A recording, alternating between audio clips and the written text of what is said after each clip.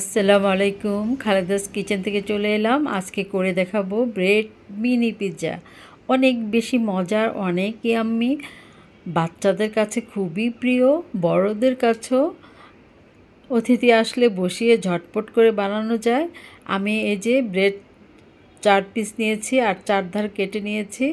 আর এই কাটা অংশগুলো দিয়ে আমি ব্রেড ক্রাম্ব বানিয়ে নিব। তো আমি এখন বেকিং ট্রেতে ঘি ব্রাশ করে নিচ্ছি। তোমরা চাইলে নর্মাল অয়েলটাও ব্রাশ করতে পারো।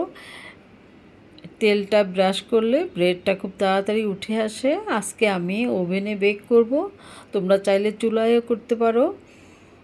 তো আমি এখন এই বেকিং ট্রেতে ঘিটা খুব ভালো করে ব্রাশ করে নিয়েছি। আর এখন আমি ব্রেডগুলো বিছিয়ে দিলাম। আমি এখানে 4টা ব্রেড নিয়েছি। তারপর আমি টমেটো সস দিয়ে দিচ্ছি উপর থেকে। আমার মেয়োনেজ ছিল না, থাকলে অনেক ভালো হতো, আরও মজা হতো। তো আচ্ছা, যাই হোক, তারপরও ভালো লেগেছে। এখন আমি মজারেলা চিজ দিয়ে দিলাম বেশ খানিকটা। চিজটা দিলে অনেক বেশি বেশি ইয়াম্মি হয়।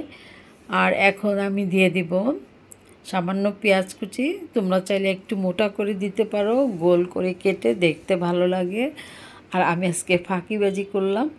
আর এখানে গাজর, তারপর ক্যাপসিকাম আমি একটু সর্টি করে নিয়েছি, করে আমি দিয়ে দিলাম। তো একটু একটু সব বিছিয়ে দিচ্ছি চারিদিকে। যেই সবজিটা থাকবে সেটা দিয়েই করে নেবে। এখন দিয়ে দিলাম কাঁচামরিচ কুচি, ঝাল ঝাল হবে। আর দিয়ে দিলাম মিক্স হার্বস। আর বাচ্চারা খেলে কাঁচামরিচটা স্কিপ করলেই হবে। আর এখানে দিয়ে দিলাম গোলমরিচের গুঁড়ো, দিয়ে দিলাম চিলি ফ্লেক্স। যেহেতু আমরা সবাই বড়, তাই একটু বেশি বেশি ঝাল দিয়েছি। আবারও দিয়ে দিলাম উপর থেকে মজারেলা চিজ। খুবই মজার ছিল এই মিনি পিৎজাটা। তো আমি ওভেনে দিয়ে দিলাম 10 মিনিটের জন্য।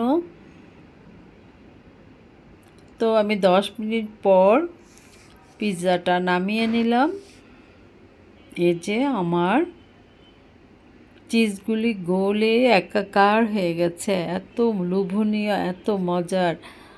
তোমরা অবশ্যই করে খাবে। তো আমার রেসিপিটা ভালো লেগে থাকলে অবশ্যই লাইক, কমেন্ট অ্যান্ড শেয়ার করবে।